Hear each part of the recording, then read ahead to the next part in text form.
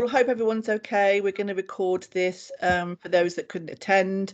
We did discuss whether or not we did today, actually, because of it being August and sort of slap bang in the middle of holiday. So for those of you that have been away, I hope you've had a good time. And for those of you that are yet to go, then I bet you're looking forward to it.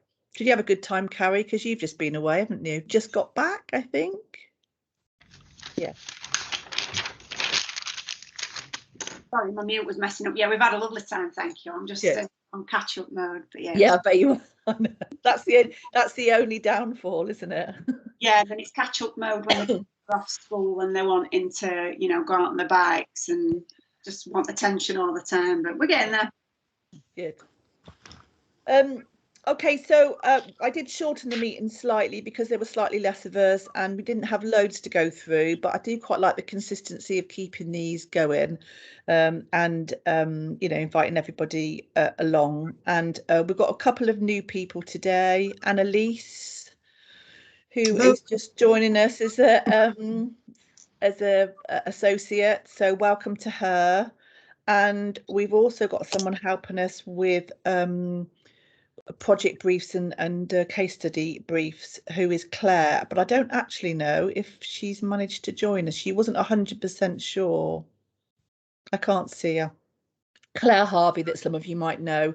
So she was doing the IV of the project briefs and the case study briefs for the EPAO before they stopped doing it and we started doing it. And so now she's helping us out with that. So a lot of those that will be looked at by Claire.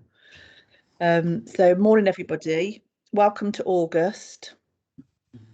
I've got a few updates first. We're going to have a quick look, go through that, and then Bernie's got a session. We've just done some mapping of the remapping, sorry, of the qualifications against the apprenticeship programme. So we're just going to outline that again. We've had a couple of instances recently where employers have asked about mapping the homelessness qualification against the apprenticeship programme. So we're going to be looking at that. It's something that's sort of been in the back of our minds for a while, but we hadn't had a lot of call for it, but Birmingham City Council are interested and there's quite a large number. So we'll be looking at that over the next couple of months.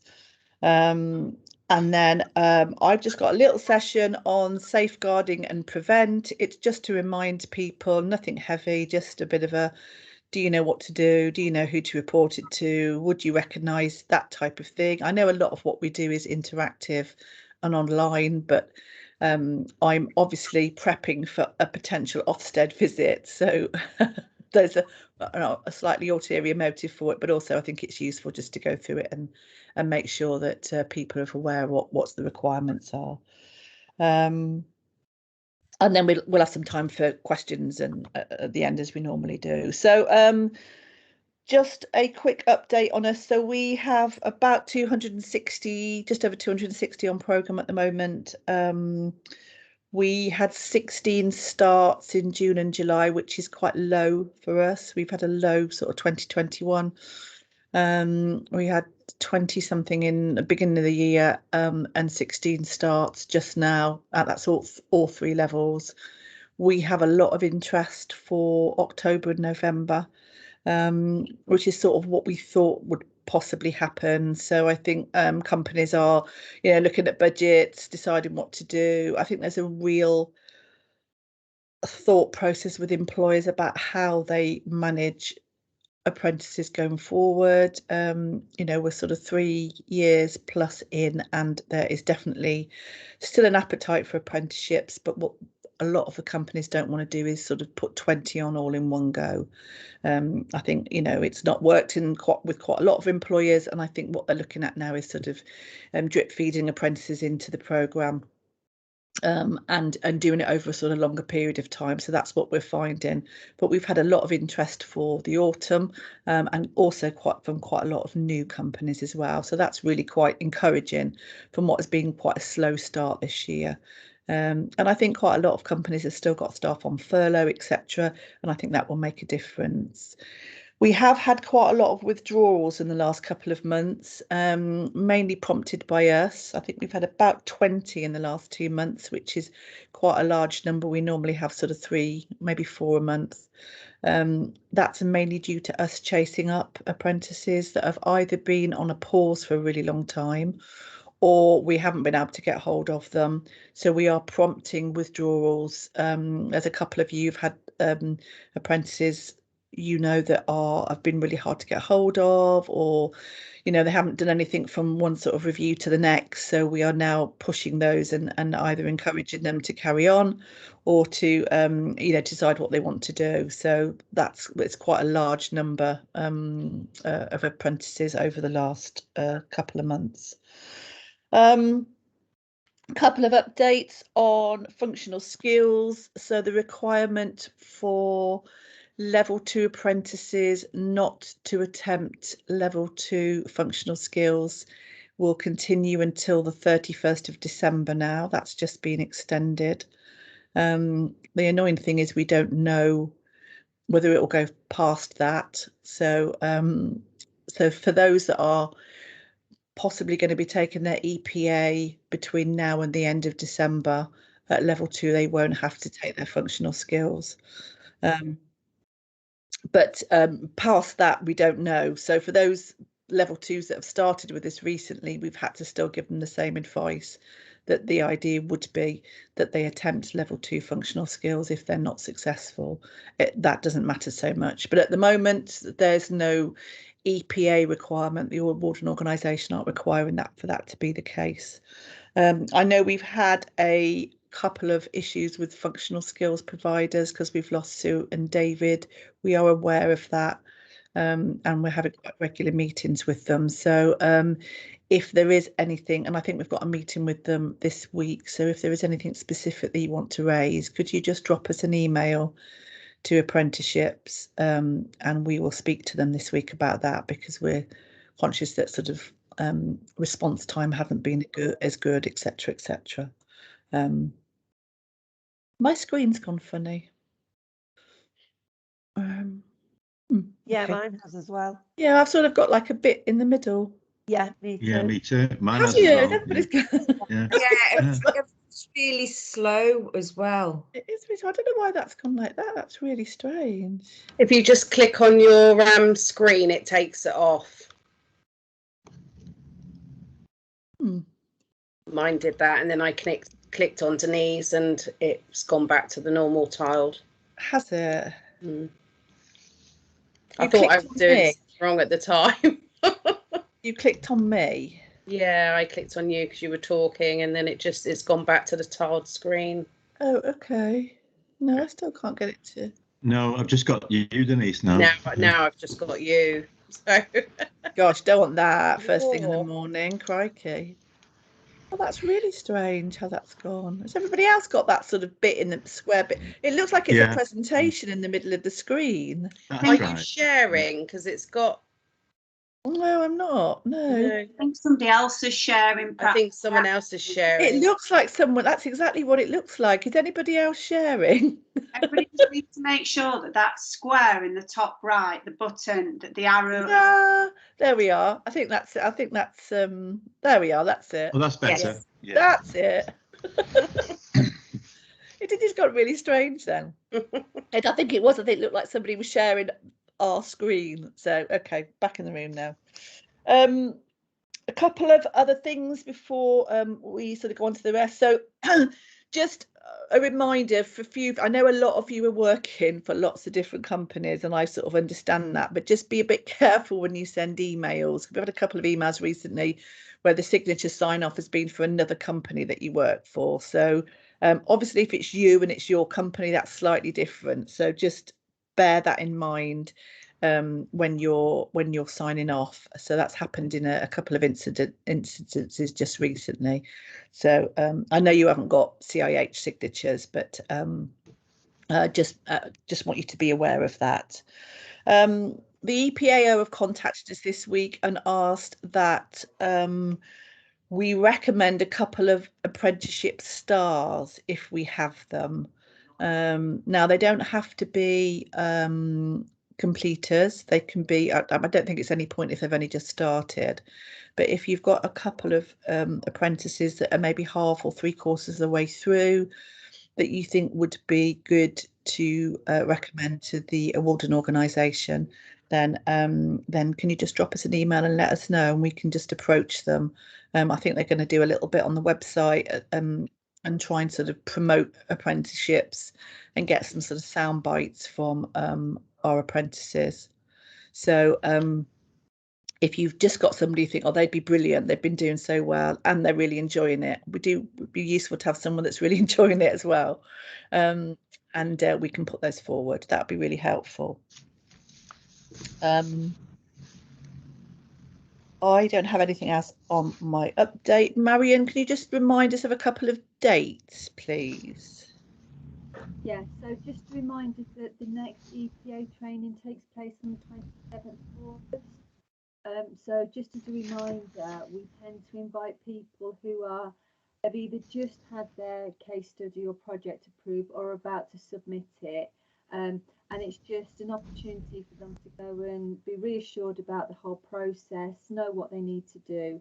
And I think people have had some real value from it. So if you've got anybody in mind, just let us know. Can you just remind us of the date a bit? I think you just slightly dipped out when you said the date. Sorry. So it's the 27th of August. 27th of August. 10 till 12. And that's with Bernie. So it's a similar sort of format to what we've been doing with the PDMs. I was recently on an Ofsted training morning, and it was one of the things that came up about preparing apprentices for EPA. So I think that seems to have been really useful. So, you know, presenting skills, the types of things that they will be asked, you know, how they put themselves forward, that type of thing. It's sort of fairly basic stuff, but it's really useful. And I think I attended a bit of the last one. So and Bernie's putting those together, and we're doing 6 of those a year, so every couple of months, and trying to include everybody. Yeah, I think it just takes the mystery of EPA out of the equation for some of them. You know, it's obviously quite a worrying time. So it's just an opportunity to ask loads of questions and have a go at some answering some questions. So I asked some typical questions that they might get asked at EPA, and we sort of look at how to provide a good response, but also, you know, not providing a response that's just a one-liner, you know, how to develop a full response to the questions. So yeah, it's gone quite well so far. We've had a couple and they've been quite well attended, and I think they've been quite useful. Just simple things like, you know, start looking for your passport now because you're going to need photo IDs. So just loads of little hints and tips really that they'll find quite useful in the run up to the day. Thanks, Bernie. Carrie, hi, you got your hand up. Yeah, just a quick one. Bernie, do you separate it out per level, or are you just doing them all in one combined session? All in one combined session. It's not really necessary to separate them out, really. No, there isn't that much difference between the levels. It's just the questions, obviously, for level 2. Yeah. But up to now, I've not really had. I don't think I've had any level 2. If I have, it's only been a very small number. They've all been level 3 and 4, the people that have attended. And then the other quick question is, have we got any news on whether EPA will be staying for level 2, or because it was tipped originally that by summertime it may be removed? Have we got any news on that? You know what? The last couple of Trailblazer meetings have been cancelled, haven't they, Denise? They have, yeah. And we've had no update at all. I've not, Denise, have you? No, I haven't. And actually, yeah, it's been a bit poor, really. It's they've cancelled it because I think they are. I mean, the Trailblazer group are the group that put the apprenticeships together. So there's a number of people that attend this. So they were the ones that put it together in the first place. It's supposed to be reviewed every sort of 2 or 3 years, but it's not been reviewed since it was put together. And it's one of those sort of groups where you do tend to go round and round and round in circles a little bit, and you don't ever you don't come to a lot of conclusions. It's not very democratic, is it, Denise? No, you know, the Trailblazer group have a discussion about things and then they tell us what they're going to do. So to some extent, the meetings have just been an information sharing session. And they've not really wanted our views on anything, which is a bit disappointing. It has I think there's quite a lot of people who've got a lot to say, but they're not really keen on listening to it. And I might be speaking out of turn a little bit there, but I think that's the truth. No, I think you can be saying what we all think when we attend these. So we've had two cancelled, as Bernie said. They were supposed to come back to the EPAO. So the EPAO put forward just bringing the panel down to just the endpoint assessor for all 3 levels. No associate, no employer representative, and no EPA interview for level 2. That there was other things as well. There were some things they had to change, but they were the 2 of the main things that will affect us sort of from an EPA point of view. And we were supposed to find out at July, they said to us, and actually that's why a lot of the changes we planned to do with some of the information we've got on Moodle was we've hung on until we found out. But the last 2 meetings have been cancelled, so I don't think we're any further forward, or we don't appear to be any further forward with that. So, Denise, can I ask, do you know if CIH EPAO have actually made the application to? Is it Ofqual, not Ofsted? It's Ofqual. It is Ofqual for them. Yeah, actually, that's a good point, and I'm not sure. So I don't know whether it has to be. I'm not sure what the process is, and because we haven't had the 2 Trailblazer group meetings, I feel like I've sort of missed out a little bit. Yeah. I don't know whether it has to be sort of potentially agreed by them, and then it has to be put through to Ofqual. I think my understanding was it was dependent on whether there were massive changes to the programme or whether they were just counted as smaller changes. I think they were considered to be smaller changes, and from memory, it was they were going to put the EPAO were going to put through their request in May, and it would take 12 weeks. Yeah, I was expecting something at the end of August, but yeah, it's all gone quiet, so I actually don't know. It has gone quiet. We probably won't hear anything now till probably September time, but I'll see if I can find out what's happening there. So yeah, I think they will take the interview out of level 2. And I think they'll probably keep everything on a Teams basis unless there's a necessary reason to do something differently. So so that's all my updates.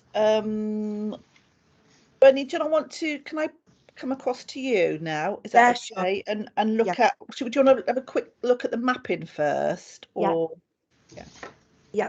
So before I start, Denise, one thing I forgot to ask you when we met recently was, has the new mapping document been put up on Moodle? Not yet, no, it hasn't. So we're sort of going to introduce it today properly. I have sent it to a couple of people to have a look at, right? But I haven't put it on Moodle yet. So I thought we'd have a little chat about it today, and then we can let people know that it'll be up on Moodle. Okay. So I'll start by saying that I know we've got a few new associates and probably people who've been with us a while but not actually needed to use the mapping document that we've got currently on Moodle. And what we think is that the current mapping document that we've got on Moodle is too complex, and the reason for that is because it identifies where there's opportunities to map the CIH qualification at level 2, 3 and 4 directly to the knowledge standards. But then it also provides information about opportunities within the assignments to map those assignments to some additional knowledge standards where there may not be a direct map, and also to the skills and behaviours. Now, what we're finding is that, especially with the learners and the apprentices, they're not fully understanding how to map, and it is quite a complex task for a learner to do, and they're absolutely ticking just about every single box. So that's one of the reasons why we've decided to review it. Also, some of the associates are experiencing a similar problem. It's just too big a document, and there's just too many opportunities to get it wrong. Now, the other reason that we're changing it is because we're learning all the time about the apprenticeship programme, and CIH EPAO have, for example, in January of this year released specifications for each of the qualifications at level 2, 3 and 4. And what I would say to you, if you've not looked at the qualification specifications, not just in relation to mapping, but just to inform you about the whole programme, they're really useful documents. So I would go on and have a look. But one of the things that the qualification, one of the things that the specification did, the new specification, was it identified where the competencies were met within the apprenticeship programme. So they tell us where the what's required in the portfolio, what's required in the project, and what's required at endpoint assessment. So I think what we've got to do is move away from trying to map extensively the assignments for the CIH regulated qualification. It will make the whole process much more simpler for apprentices and associates. There's no requirement. It's not like the old MVQ. There's no requirement for us to tick boxes more than once.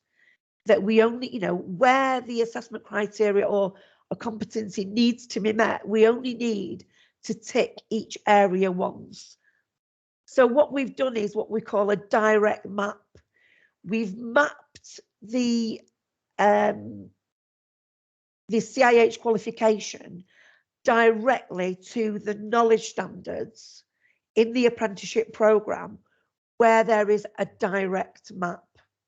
So that basically we can just put a very simple document on Moodle where you can go on, access the document, you can look at the assignment, say, for example, level 3, the housing system, and it will just say exactly what assessment criteria you need to map it to. Sorry, just having a quick drink of my tea there.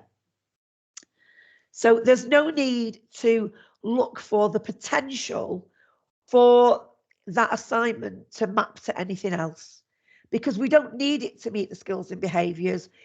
Most of the assignments don't link and don't map to the skills and behaviours. Where there are some direct maps to skills and behaviours, and the obvious assignment is professional practice at level 4. I think the finance assignment, there's some direct maps to some of the skills. So where that happens, we're going to put that direct mapping up on Moodle. So literally you just select the assessment criteria from Moodle that's on the mapping document and you tick those boxes on Ecordia. There's no requirement for you to go over the level 2, 3 and 4 assignments from the regulated qualification to reassess. The assessment of the assignment has already been done for you by the Housing Academy. The qualification has been quality checked and moderated as a completely separate exercise from the apprenticeship programme. So, associates were going back into the qualifications and into the assignments and reassessing and trying to do this extensive mapping exercise, and it really just isn't necessary. Carrie, your message come on screen and it's disappeared. Carrie said, will we give the apprentices access to the document on Moodle? I know we don't currently, which is a good call given how complicated it is. I would say we could put it in the associates area and the associates can just do the mapping. It just makes it life easier for everybody. And it's an exercise that I've done elsewhere in more than one organisation, and it works really well. It just takes all the complications out of the situation. We've had associates, you know, double assessing. Do we need to get back to those assignments already on Ecordia? You know what, Kate, you might want to do that, because where you've maybe not you personally, but where associates may have over assessed the mapping to the qualification, it might be worth a check. And certainly we can check that at IQA when we're looking at the portfolios, and we can give you some feedback. But yeah, it will make life much easier for everybody if we resort to this direct mapping. Just let me have a quick look at my notes, because I've sort of gone a bit freestyle and not followed them. So I've said, yeah, it makes the programme easier. Current arrangements are too complex. We're overlinking to the KSBs, the knowledge, skills and behaviours. It's not like the old MVQ. The easy reference guide on Moodle, it actually tells you where the assessment criteria and the competencies will be met. So, you know, again, you know, you can look at that to find out, you know, what knowledge, skills and behaviours need to be in the portfolio. Again, we only need to tick them once. So this extensive over mapping and over assessing is just not required. And the reason we're doing this is because CIH EPAO have developed this new specification, and we're all still learning about the programme. And that, yeah, I think that is it really on the mapping exercise. Level 2 and 4 is okay to go. Level 3, because there are some optional units, I've still got 3 units to map. One is the customer service one, the other is the sustainable communities, and obviously, Denise, the homelessness one, which is for your Birmingham cohort. So I plan to get them up within the next week. Get them over. Thanks, Bernie. Yeah, so yeah, because there's a homelessness unit within that, but also there's also a separate homelessness qual, isn't it? And I think it's the separate homelessness, that's not easy to say, homelessness qual that they're planning to do. So, and Michelle, you had your hand up and I saw you were typing, so I don't know if you've got a question. Thanks. It was just more on the thing that Carrie asked about, will the apprentices see the document? And I think it's a good idea not for them not to. That way they can actually reflect on why they thought certain ones were ticked and not ticked. I think we have had a conversation about how many apprentices are actually ticking loads of skills and behaviours along the assignments, and they just, it's got nothing to do with it. So I think it's trying to get them into the mindset of what they've got to do with further evidence. So I think it's a bit of a test. So it's a good idea to do, I think. Yeah, and it's a lot for them to take on, you know. They're doing the regulated qualification, they're completing their portfolio, then they've got to think about, you know, it doesn't map very well, and I think that's probably why they're ticking too many boxes. They probably think, oh, well, I don't know, so I'll tick the whole lot and I'll get some of them right at least. Yeah, but a direct map is much easier for everybody. Yeah. Carrie, yeah. Sorry, I've just had a thought, Bernie, that you know all that work that we did about a year ago on plugging the gaps for the knowledge with the exercises, do we think there's going to be much change in it, or is it mostly still just linked to those? Because you remember they used to be in bold. We definitely know it meets these. Are those still intact? Yeah, so the main ones that aren't met are the level 3 and 4, it's the assets questions, and we've got some separate questions for them. At all levels, the customer related assessment criteria are met anyway by the project, so they don't need to be met. And then for level 2 and level 4, there are some additional gaps, and Denise and I have talked about perhaps we'll do some questions to fill the gaps, so that it makes it much more straightforward. People know what they've got to do. They do the assets questions. They map the qualification directly to certain criteria. There's some additional questions to finish off, the project boxes off the customers and stakeholders. Yeah, and then it makes it a lot tidier. But what I would say to people, if you've got any questions, you know, just give me a call, and I'll talk you through. I just wonder, Bernie, whether we might need to amend that gap analysis document that we've got under the knowledge exercises, because that'll be inaccurate. And you're right that now there's some standards that only need to be met at EPA or in the project, then we don't need to do as much at the portfolio. So maybe that needs to go on our to-do list. Yeah, possibly. Yeah, you're quite right, Carrie. Kate, hiya, Kate. Sorry, just linking to, if we're looking at that gap analysis, it might be worth looking at the PDMs as well, Carrie, because some of the PDMs link, for example, to the knowledge 4, which obviously has to be covered by the project now, rather than in the portfolio. So it's just part of that process if you're looking at it. Okay.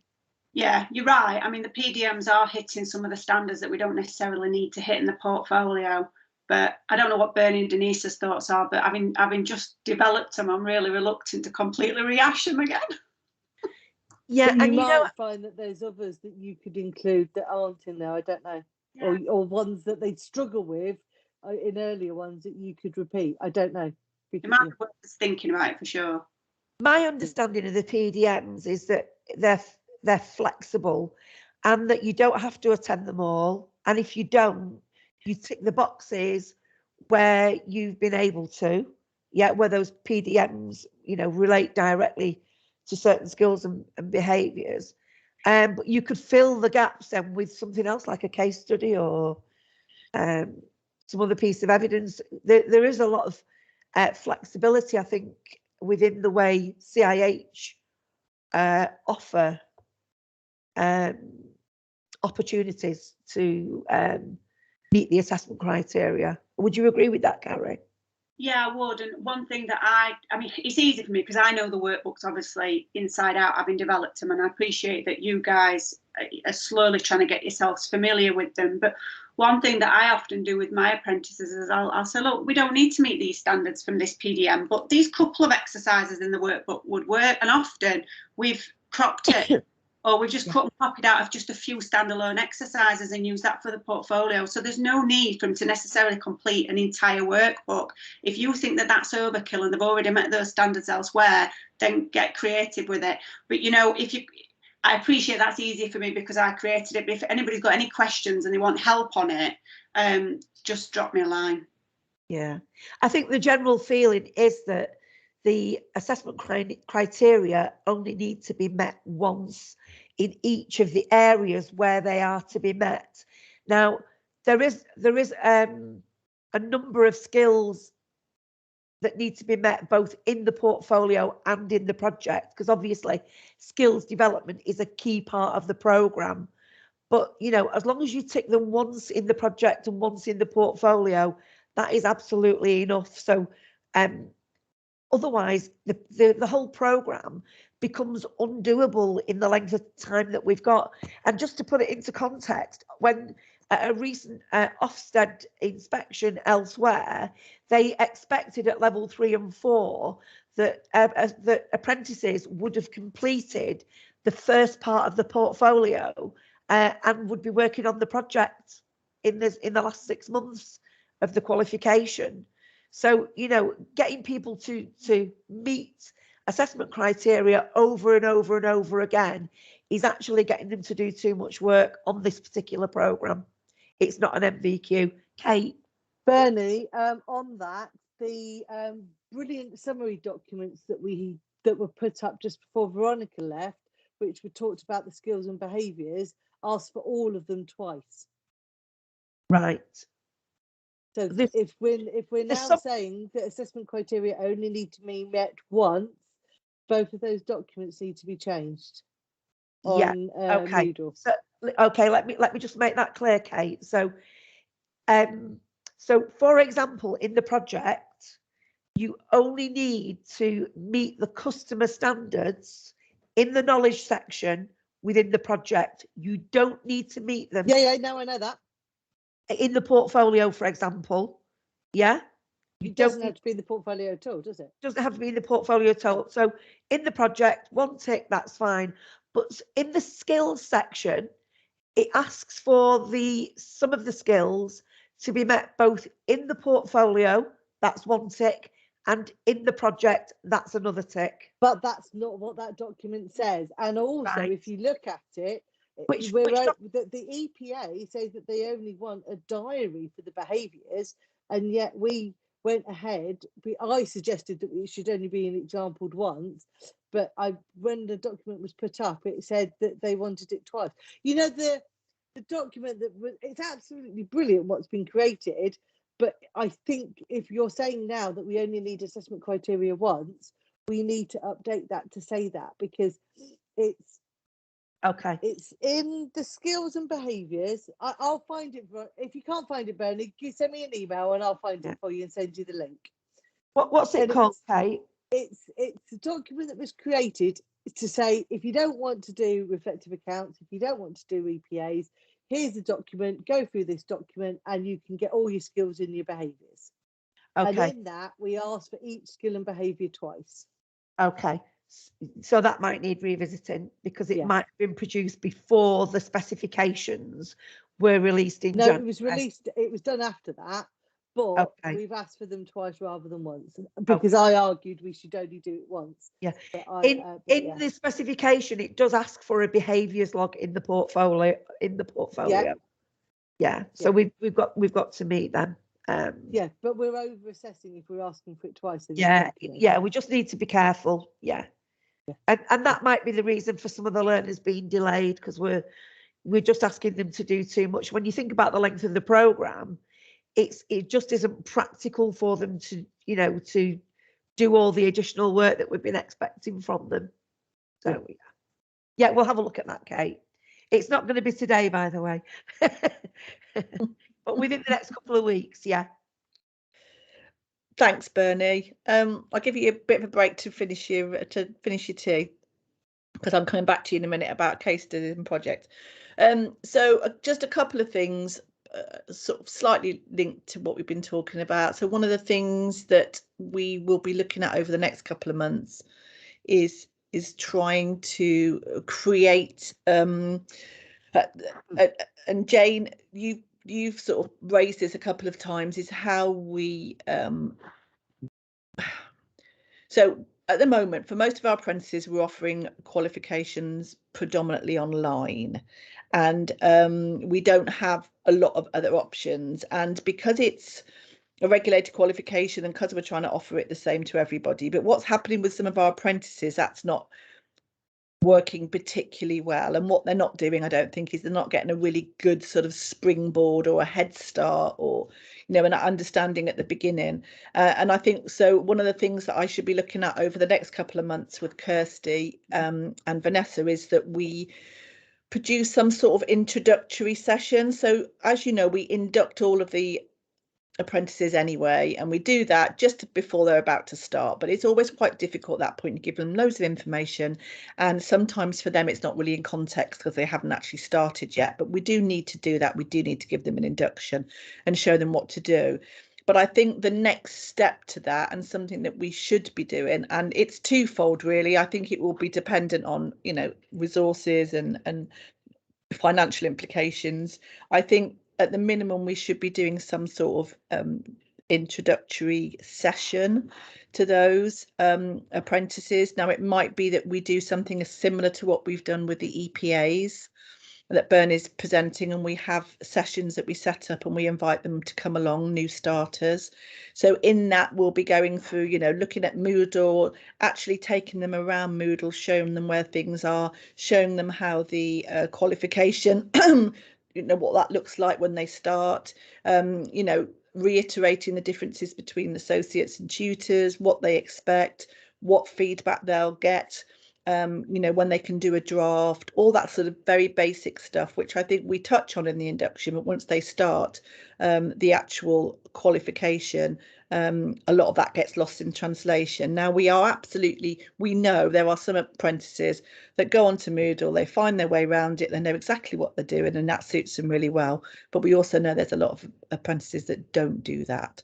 So the LDOs are just formulating a sort of an introductory session for learners in general for doing the qualification, and I've asked that they possibly do something separate for apprentices, because as much as it is the same qualification and we need it to be the same qualification, it's just understanding that relationship between the qualification and the apprenticeship as a whole. So that's something we're looking at. And the other thing that I would like to do, and I don't know whether or not this will be agreed, but one of the things we're looking at is to do some sort of, so for some of our apprentices, if we get a big cohort, at the moment, Jacqueline's working with Vivid, for example, and we're doing what they call online plus. So for each assignment, they get a session before they do it. We don't do that for the smaller cohorts because resources, etc. But I'm thinking we could potentially do something like that invites apprentices from lots of different organisations, and again we have drop-in sessions, so it's up to them whether they want to come or not. So they're the two things I'm going to be looking at over the next couple of months. So any ideas or thoughts or from anybody, then that would be really helpful. Kate, hi, you've put your hand up.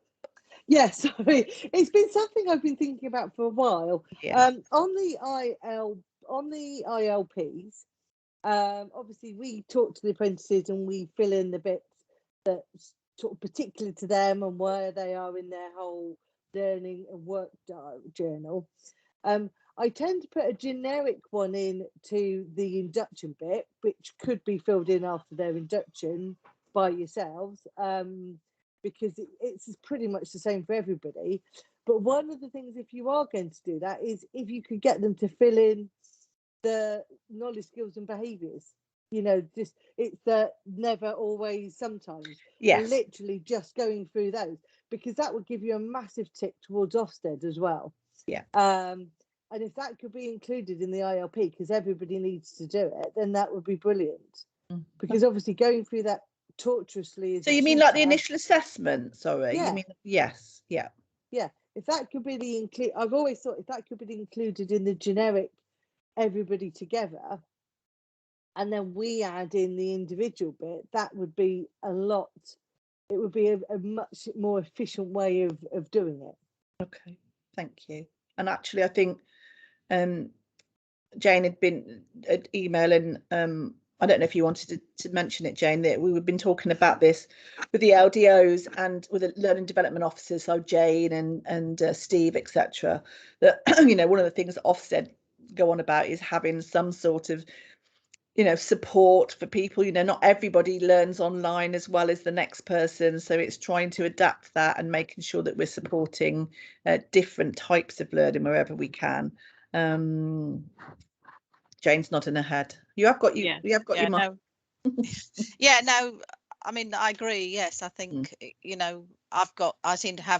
always seem to have a lot of learners who are don't sit well with the online learning, and I had a couple the other day. I've been told, I think one of them is yours, Kate, is Amber, who are sort of struggling so much that they feel they have to print off the whole learning materials, and read through it because they can't, they struggle with it online. So I think it's. Thanks, Jane. So we will look at that. I mean, again, it's nearly always resources and finance, and and particularly at level 2, it's we got really tight margins with it anyway. We know, but very often they're the ones that need the support at the start. So I think we do need to put something in place. And as Carrie's put, I think a virtual session with a tutor can make all the difference in learners' pass, and I really do. I think we are at the point now where we sort of need to address the fact that it doesn't work for everybody, and I think as well, the last 18 months, if it's told us anything, it's that people can work from home and there is that ability to do it. But if you're doing an apprenticeship and you just want to go, oh, have a look at this for me, or can I just give you a shout about this? If you're sat next to somebody, or you got your manager there, or maybe a mentor, or whatever it might be, you can do that. People are working really separately at the moment. So I think anything we can do to try and include that. So that's something that I'm going to be pressing for and looking at the next couple of months. So Okay, thank you. Bernie, I'm going to pass back to you, and we're going to have a sort of 20 minutes or so on submission of case study and project briefs. Okay, cheers, Denise. Yeah, so case study and project briefs. So ideally they should be completed in the last, the case study and project should be completed in the last 6 months of the programme. So you really want to be getting the briefs in level 3 and level 4 probably at the end of 12 months, level 2 probably 6 months into the programme. So again, we know we've got a few new associates and possibly some associates getting ready to put the case study and project briefs in for the first time. So what do we expect? Well, first of all, the project and the case study briefs are all on Moodle. They're under apprenticeship information.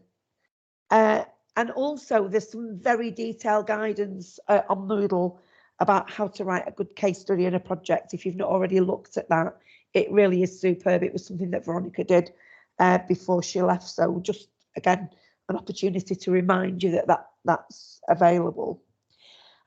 Now, it was interesting. I had a chat with Michelle recently, and we talked about level 2 and the fact that it's called a case study. Now, a case study is normally something, a look at and a reflection on an activity that's happened in the past. But in actual fact, for CIH EPAO requirements, a case study is, in this sense, a mini project. So they actually have to do a new piece of work, and with both the case study and the projects, there needs to be a clear outcome. So it's not a review of something that's already taken place. For level 2, 3 and 4, it is all a new piece of work that the learner or the apprentice should be working on. Now, for those of you, I know there's some people here that's done lots of case study and project briefs, but for those of you that are new to them, the case study and project briefs are broken down into 3 sections. So the first section is aims and objectives. And what we say is that you need to write, or you need to encourage your apprentice to write a very clear aim. A very clear aim should be wrapped up in a single sentence. And we see aims that are sort of, 2 and 3 paragraphs long. The aim should be quite clear. What is it that you want to do? At the end of this project, I want to be able to fly to the moon. Simple. Yeah, just sum it all up in a single sentence. And the objectives describe how you will get there. Yeah.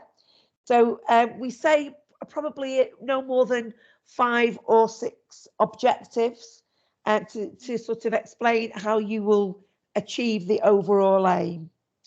We also suggest that you write a little bit of background. When I say you, your apprentice or your learner writes a little bit of background information to set the scene. So depending on what topic they've chosen, if they're reviewing, lettings, maybe it's because they've had some difficult to let properties in a particular area. So do give a brief, do ask your learners to give a brief explanation as to why they've chosen to undertake that particular project. So just to summarise, section 1, a clear aim, best summed up in a single sentence, no more than 5 or 6 objectives, and some background information to explain and provide a little bit of context as to why they've chosen that particular topic to do their project on. And I would say again, the background information shouldn't be more than a couple of paragraphs. Let me have a quick look at my notes. Yeah, when they're choosing a subject, excuse me, what we quite often find is that some subjects and some topics are quite broad, and it really isn't possible to do the case study or project within the period of time allocated. So it's 6 weeks for level 2, it's 12 weeks for level 3. So the first question you've got to ask yourself is this project doable in 12 weeks?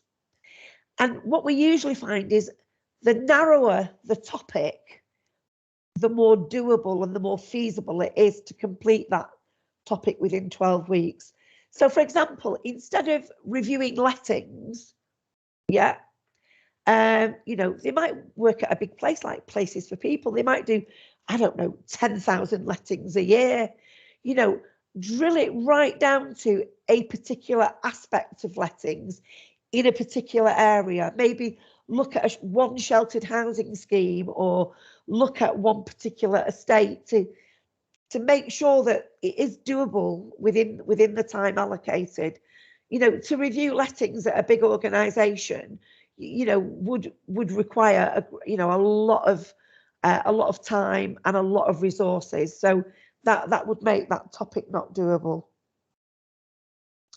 So moving on to the second section, what we expect the apprentice to do in the second section is explain how they will meet each of the assessment criteria for the knowledge, skills and behaviours that need to be met in the case study or the project. Now, what I'm still finding, I don't know if this is the same for you, Carrie, when you've looked at project proposals, but learners and apprentices are actually writing a broad statement for 3 or 4 assessment criteria. And for me, that's not good enough. They need to actually identify against and really drill down to each assessment criteria using the same numbering system, you know, to explain how they will meet the assessment criteria within their project. Because if they do that and they put the work in before the project or case study brief is submitted for approval, they've already thought in some detail about whether or not their project can achieve all of the assessment criteria. Carrie, I think that's, oh, it's gone off the screen. Do you want to just read your question out? Just saying that I think that's the part I think that apprentices find the hardest, and it's the most time consuming. Developing the aims and objectives is usually okay. Getting it drilled down to the individual AC is sometimes like pulling teeth. I don't like things. Yeah, it is, but that needs to be done. It's absolutely vital, because when you go back to apprentices during the completion of their project and you say, well, you haven't done X, Y, or Z, then they say, oh, well, you know, you can't do that, you know, you can't do that on this project, but you've got to do it. So, you know, they need to do it at the outset before they even get their project approved. I won't sign a project off unless the assessment criteria is, you know, clearly mapped to, you know, how it will be met during the case study or project activity, because otherwise you're setting people up to fail. And what they can do then is, when they've actually had their project approved and they're writing their project up, they can actually go back and use the project brief as a tick box exercise. You know, have I done that? Have I done what I said I would do? And it's really quite helpful. Carrie? Just to mention, because for those of us that have been associates for a long time, it's perhaps worth noting, though, that it didn't used to be like that. I know when I used to submit project briefs to the we just used to do it to competency level, and they did used to get passed. So I think it's just worth, so everybody's aware that, yeah, we used to do it that way, but we are now having to meet the individual ACs and explain how they're going to meet it. And I totally agree with you, Ben. That's how I was positioned with the apprentices, that they put the time in now at the brief stage. It makes life easier for them when actually writing the report to ensure that they're meeting each one of those standards. Yeah. And more recently, the EPAO are real. They've previously, you know, been quite accepting of writing to the general competencies, but more recently they've been drilling down too. And I know from a discussion that I had with Sarah Gerard recently, that's something that they're working on at the moment. So, you know, thinking about your apprentices now who are going to be submitting their projects to the EPAO in maybe 4 or 5 months' time, they will be expecting that level of detail. So, you know, not just helping them to complete the project, but to do a good piece of work that will meet the EPAO standards and requirements when it's submitted, and get them through that EPA process rather than have, you know, the work sent back for more work. So it's absolutely critical that they do that in section 2. It's time worth spending with the apprentice to develop that element of the project proposal. And finally, stage 3. Stage 3 is the employer's supporting statement. Now, quite often the employer will write about the, you know, the project and its value to the organisation, but they also need to clearly state how they will support the apprentice. So there's 2 elements to that section 3. You know, how it benefits the organisation. You know, how does it link in with the work that the team's doing, the organisation's overall strategic aims and objectives, but also how do they plan to support the apprentice, because it is their role to support the apprentice through the programme. So just a bit of a recap there. There's 3 sections to the case study and project brief. The first one is the aims and objectives. You know, the aims and objectives need to be clear. We need some background information on those. We need the section 2, the assessment criteria, to be clearly mapped, you know, for the apprentice to clearly explain how they will meet each of the assessment criteria in the project. And finally, the supporting statement from the employer to say how it will meet the aims and objectives of the organisation, the strategic aims and objectives, how it fits in, you know, with the work that they're doing in the team, how it's relevant to the apprentice's job role, etc., and how the apprentice will be supported.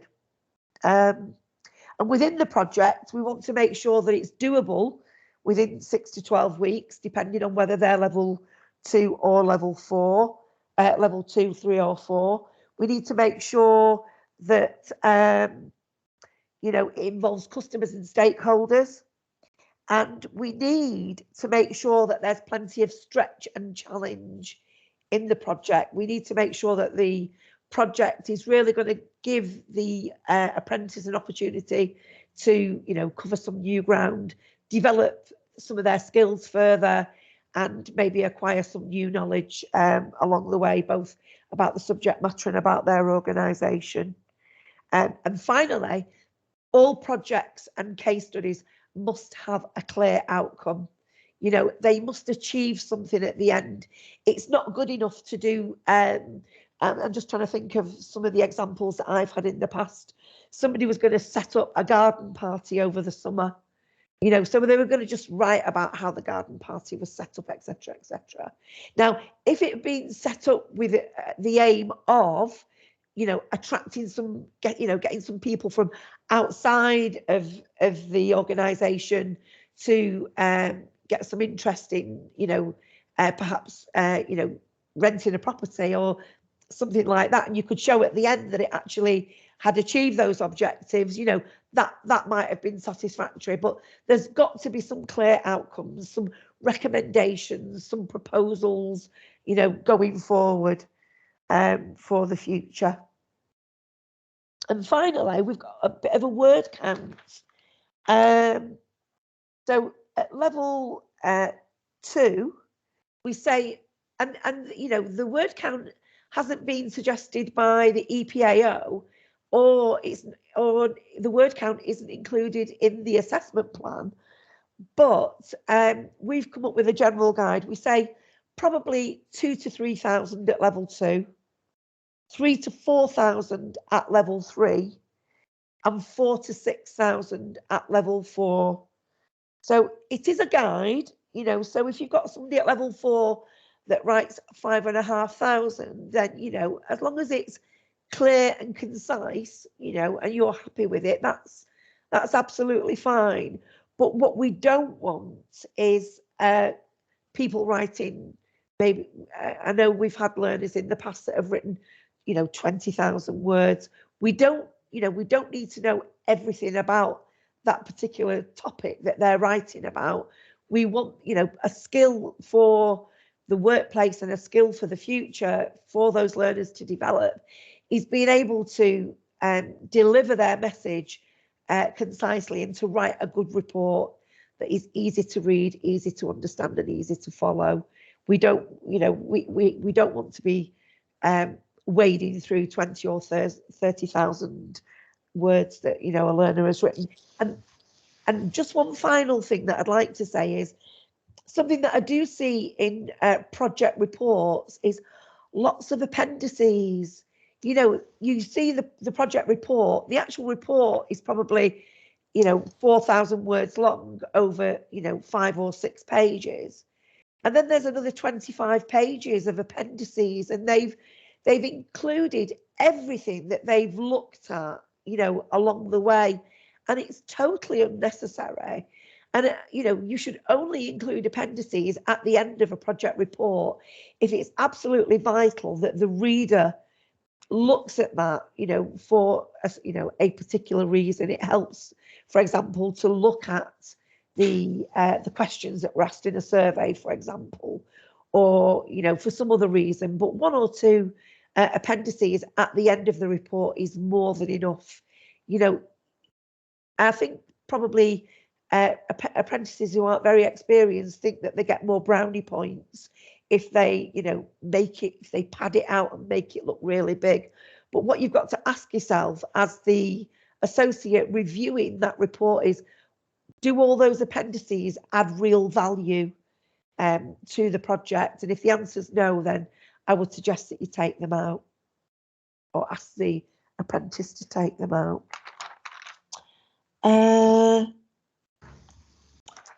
That's about it from me. Has anybody got any questions? Kate, you've got your hand up. Hiya, Kate. Hi. No, it was just going back to when you were talking about the brief. As an associate, although it's painful at the time, an added advantage of the knowledge, skills and behaviours being drilled down into means that when they're completing the first part of their project diary, it means that when you're looking at it, you can look directly because you've got down what they've said they're going to do. And it also helps you when you're writing the report, which takes quite a long time to write up the reports after they've submitted their projects, because ultimately you can say you've got to write against every single one of those and say how they've met them. So actually by them doing that at the beginning does help you massively at the end. Yeah, it does. And actually, I didn't plan to talk about the diary or the project report really today. Those things sort of just they just came out because they seem relevant. But one of the other things that I've seen recently is that people have written their project report and they've written similar aims and objectives to those that were in their project proposal that's been approved, but not actually. They should actually just copy and paste. That's the first part of their report written for them. The aims, the objectives, and the background information. It should be a direct cut and paste from the proposal into the project report. We don't want them writing different aims and objectives at that stage. So that's just a bit of a tip, really. And also when you've written the project proposal, it should be sent into the apprenticeships team. Am I right there, Denise? And they will send it out to Claire, who will do the project approval. Yes, please. Yeah, because we also then we can monitor the time it's taken as well. So we're trying to keep a close eye on that. So yeah, please. It needs to come. It needs to include us on the email. So yes, please. Okay. Jane, you've got your hand up. Yeah, I just wanted to say that the one thing I find I have to remind people when they're you know, doing their project proposal is that it's got to include the tenants, hasn't it? It's got to include the customers. And some of the things that they've suggested to me, you know, I've had to go back and say, well, yes, but how are you going to involve the tenants? You know, and that is pretty critical, isn't it? Yeah.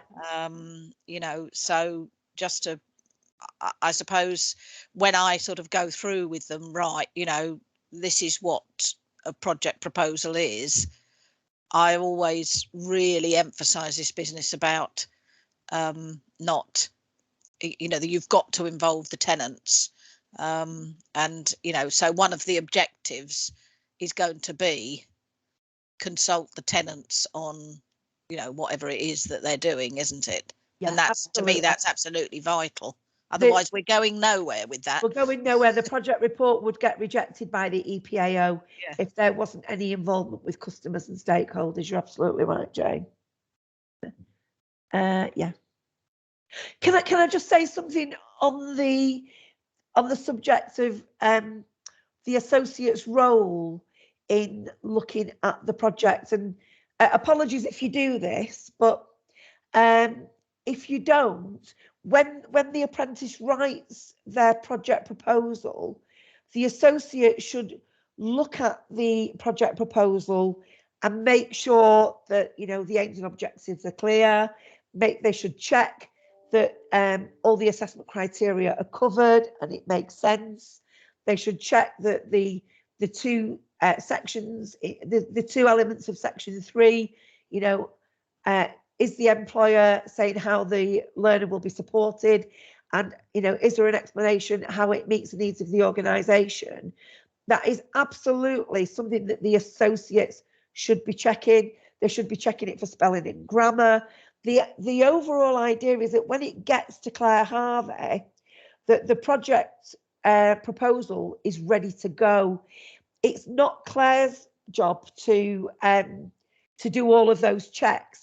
What Claire is checking is that project feasible, and she's just sort of giving it the final once over before it gets that approval. But it is the associate's job really to send a project over that's in a state that's fit to go.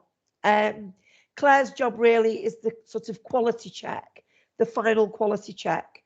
And the reason I say that is because, as somebody who's IQA'd at various organisations, a lot of different project proposals, some associates are not aware that that's their job. They think it's the quality checker's job to do that, and it's not. So, you know, to make it, the quality check is, you know, just that final sort of signing off, if you like. So it is the associate's job to look at the project proposal and to do that work with the apprentice beforehand, because if they don't, then it gets quite messy. The feedback goes from the quality checker to the associate, back to the apprentice, and then back again, and it becomes quite protracted, and it involves quite a lot of work. So really, we're looking at you guys making sure that that project proposal is ready to go, and if there are any tweaks, they're very minor. So it's just to provide a little bit of clarity on, you know, what people are expected to do. Yeah, thanks, Bernie. I mean, it's you know, traditionally IV in, you would only look at a sample. Obviously, with this, we're looking at everything. So that at that point, that all of that should be ready to go. Yeah, they're just IVing it from a point of view of, is it fit for purpose? Is it appropriate? Or is everything covered? So yeah, a bit like the gateway form. You know, you need to check all of the documents are there, and then it gets passed over for someone else to have a look at. So yes, thank you. Thanks, Bernie. And anybody got any other questions on any of that? It was just a sort of an update with, and I don't know whether or not, you know, going forward, we could do a session on projects and case study and briefs. I don't know how valuable that would be for people going forward. If you would be interested, then let us know. We could look at doing something separate, maybe. You know, because it is such a massive part of level 3 and 4 particularly, that I think if you get that bit right, then it goes a really long way to sort of supporting the apprentices through the programme. And it's a really good idea as well to allow plenty of time. Yeah. I think for apprentices that are spending a lot of time on their portfolio, the project bit can be a little bit rushed at the end, because there's this urgency to get, to Gateway and EPA. And, really we should be giving more time to the project, and, because this is, worth what, 80% of the mark at level 3 and level 4. So really you should be getting your apprentices early in the programme to write their project proposals and, get it out of the way, so that when they're ready to start their project, they can spend the full 12 weeks on developing that and, doing a good job of it. Yeah. Thanks, Bernie. Any other questions on that? Okay, thank you. I have just got a little safeguarding and presentation. It's just really a brain reminder. Just before we go, Carrie's just put worth adding that we can get proposals approved earlier than 6 months before the end if it helps. Absolutely, yeah. They don't have to. I mean, we say about halfway through, but if you want to get people started, or we always mention it. We also give the employer and the apprentice some ideas of topics if they're really stuck. We don't do any sort of exemplars or examples of anything like that, but we do. I'm laughing because JT hates the word exemplars for some reason. He thinks examples is good enough. And as I was saying it, I was like, he's going to hate it. So we give them, and the EPA, I don't want us to give, project briefs that look brilliant. They want them to think of those themselves. But we have got some titles that have been approved just to get the thought process going, and we send those out as well. So I've just got a few slides. This is just a reminder of safeguarding and prevent. I'm about to attend a couple of sessions as I'm the designated safeguarding lead for the Housing Academy. So I've just put a few slides together just to sort of prompt us to think about what we should be looking at and recognising from both safeguarding and prevent. There is information on Moodle, as you probably know. There's some safeguarding documents you can look through, and I think there's a presentation there as well. But I just wanted to sort of quickly go through a few slides, just sort of get your brain ticking over and to see if there's any questions. So let's just present.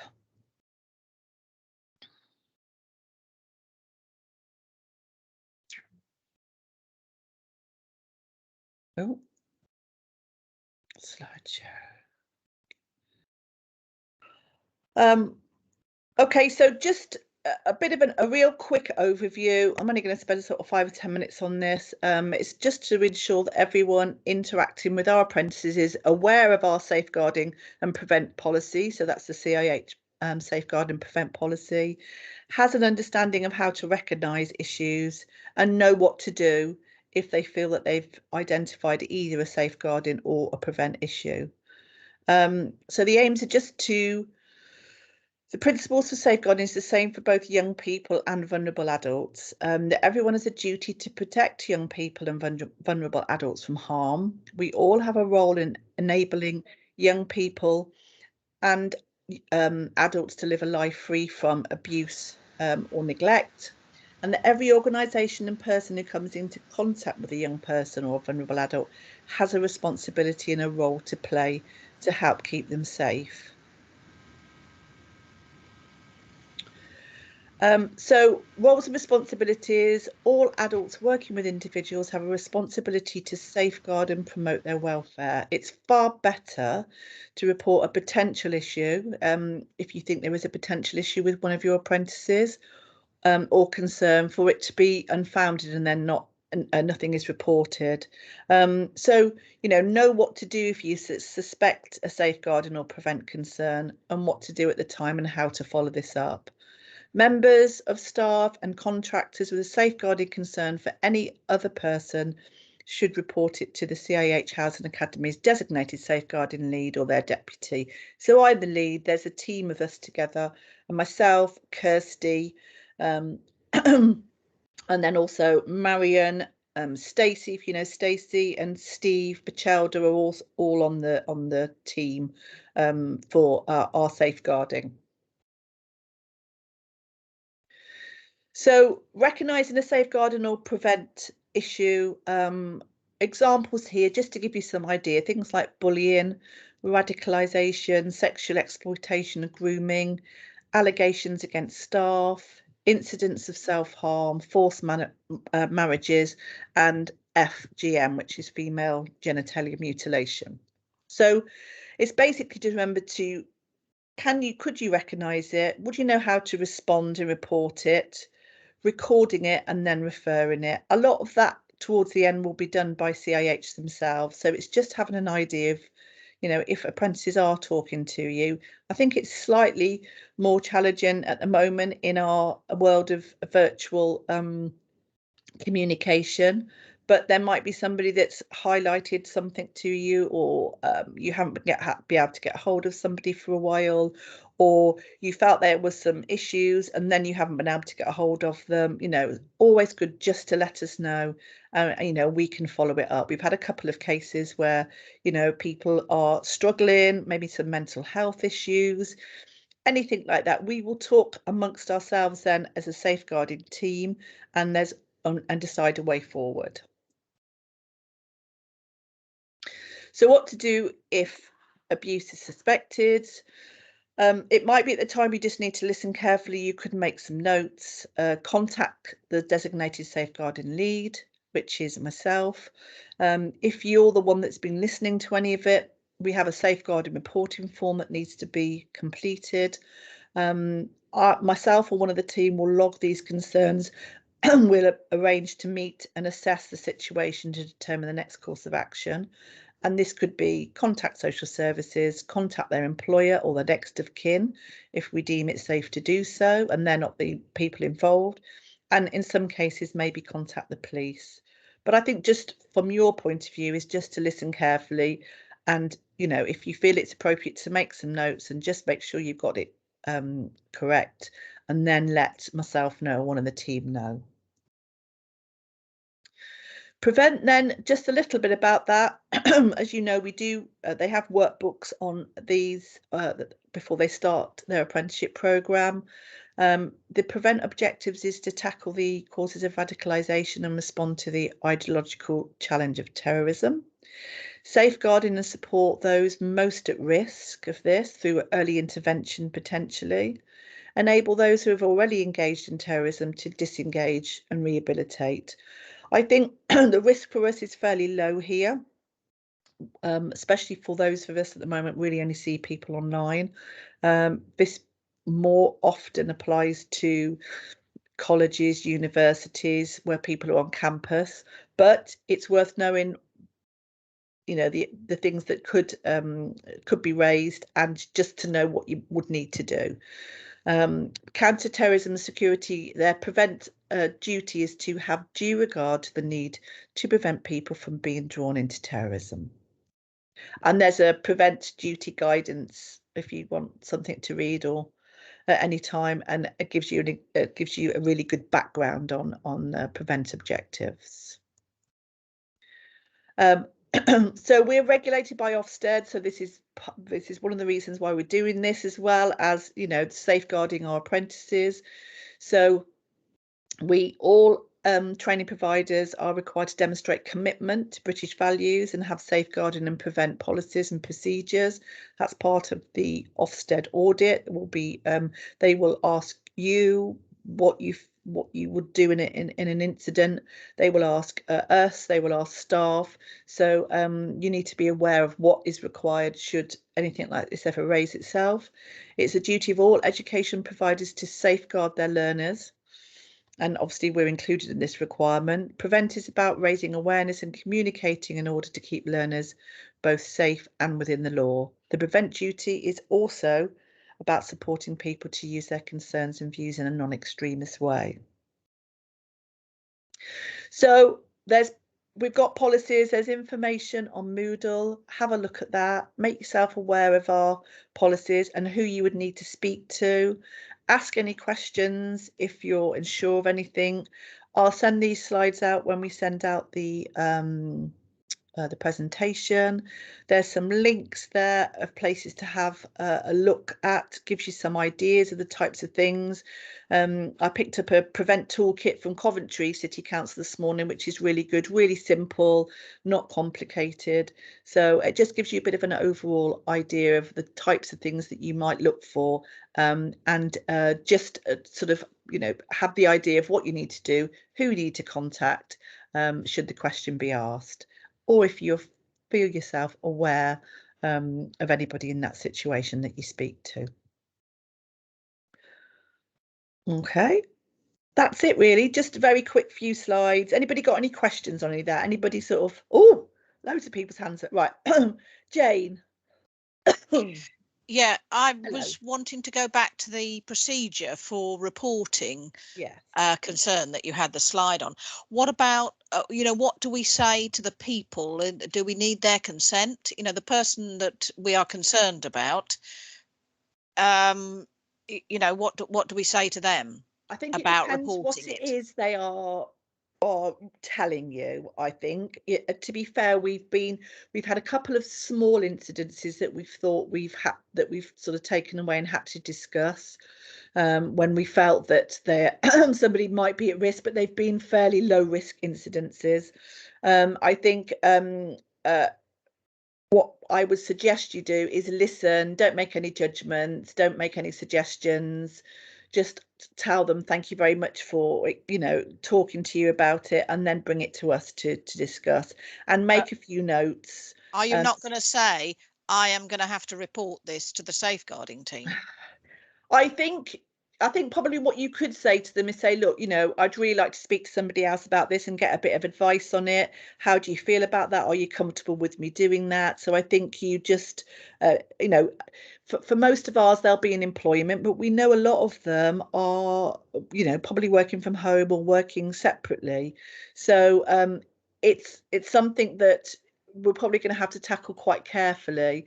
I think you should let them know. I think you should just let them know that you think you should speak to somebody else. None of us are real experts. I'm not an expert on it. You know, it would be really difficult to know exactly what we needed to do, but there are lots of people that we can speak to that would be able to help us. So, I mean, I personally feel it's good practice to try to get people's agreement. Yes. Because you wouldn't want it to go, you know, well, why did you do that without telling me? Yeah, absolutely. And I think especially if you think you would have to speak to somebody else, like their employer, for example, then I think it's really important that you let them know that you're going to speak to somebody else, and just say, look, you know, thank you for letting me know. I might need to take some advice on this. Is there anything else, you know, I can help you with?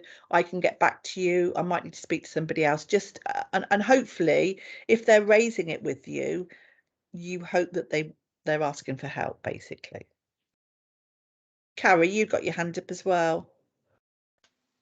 Yeah, it's been a while since I've sort of taken on new apprentices, so I just wanted to confirm if we've got some sort of like safeguarding speech somewhere in one of the presentations, be it in either the induction that you do or in the associate presentation. Have we got a safeguarding speech, did you say? No, I don't think we have actually. And do we need to do something that specific? Possibly.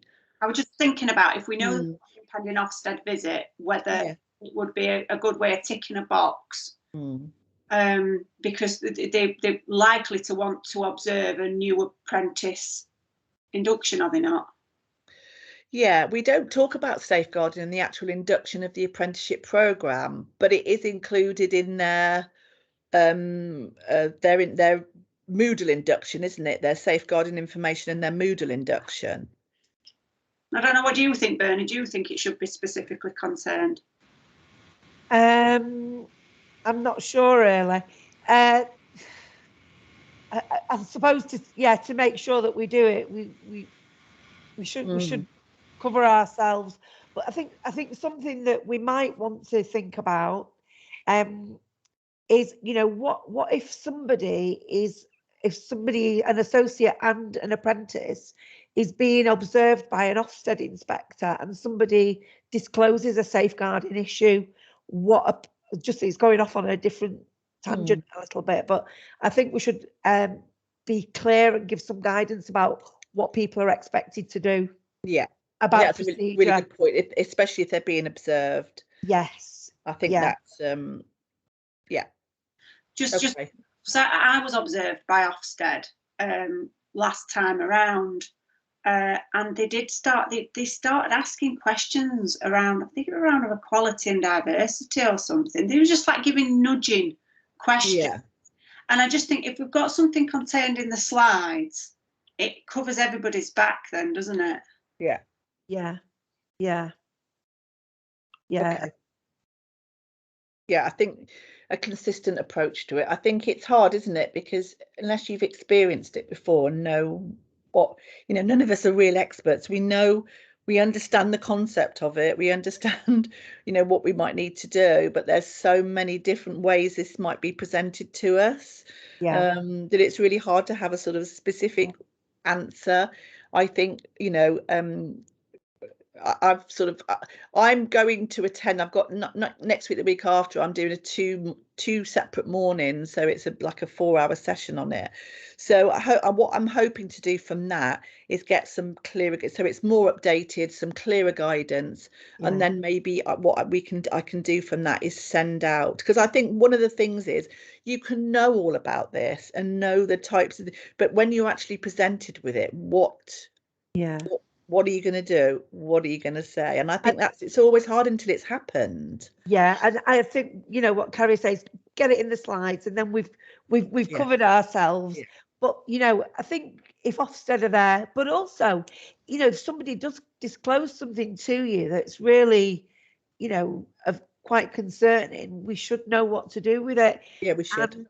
And that, for me, that's really important. Yeah. If Ofsted are in, or if it's just a real life situation, it's how do you respond to somebody?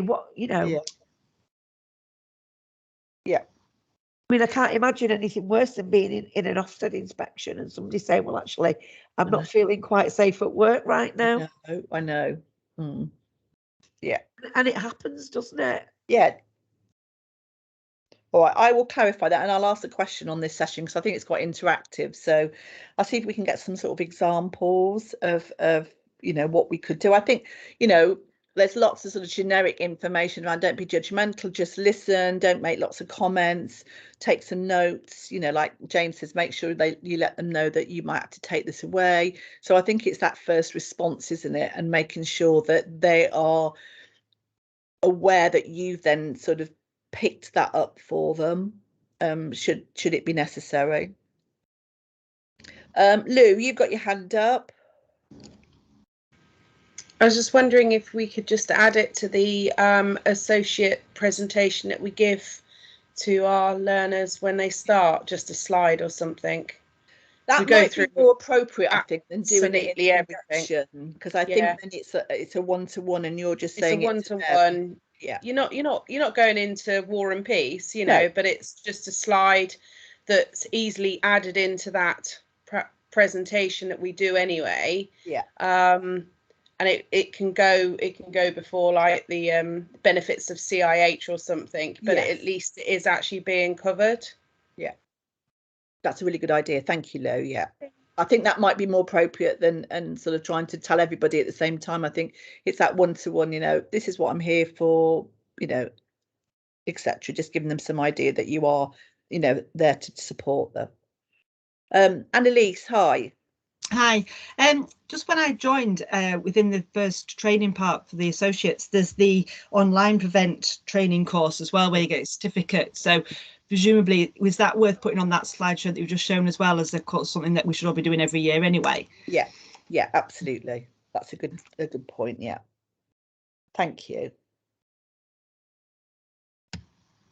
Thanks very much. Okay, and that hasn't been updated. The prevent stuff hasn't been updated. I did recently attend a prevent session, and I know they haven't done a lot of that since, I think, 2000 and I want to say 15, I don't think, or 16. So I know a lot hasn't been updated on that for a while. So hopefully once I've attended these 2 sessions, we can put something together. But I think, yeah, definitely a slide at the associate induction when you first meet them, that first sort of meeting, that would possibly make it more personal to them, and hopefully see you as the supportive person that you're going to be for them. Thank you. Thanks for that. Thanks for your questions, and I'll keep you updated. Is there anything else anybody else wanted to raise? I always think, oh, got an hour and a half. How are we gonna? And then all of a sudden it's just gone, hasn't it? Jane, hi. Sorry, when the meeting's over, can I just ask you and the team a question about a specific apprentice, please? You can, absolutely. Yeah. Thank you. Yeah, okay. Thank you, everybody. We will send the recording out. I'll send the slides out. Just a reminder of the member benefits for those apprentices that are members. There's loads of training that's now included as member benefits. So there's no cost attached to pretty much all of the training that's advertised for members. So, some of your apprentices might find that really useful to have a look at. So it's just a case of reminding them to have a look at what's on the website. And there's loads of dates available for August and September at the moment. So it's worth them having a look at, maybe something they could go. It's off the job time potentially, if they do a reflective account or etc. So there's quite a bit there for them to have a look at, and not so much right at the moment because of holiday time, but there'll be more things posted on that. And unless JT and Marion have got anything, I think. Thank you. Thanks, everybody. Okay. Those of you who haven't been on holiday, if you're going away, have a lovely time. And we'll see you all in September, I think. Towards the end of September, we're looking at dates now, aren't we, Marion? Yeah. Okay. All right, guys, have a good week, good day, and we'll speak to you all soon. Any questions, just drop us an email, don't forget, please. So we'll see you all soon. Thank you. Bye. Bye.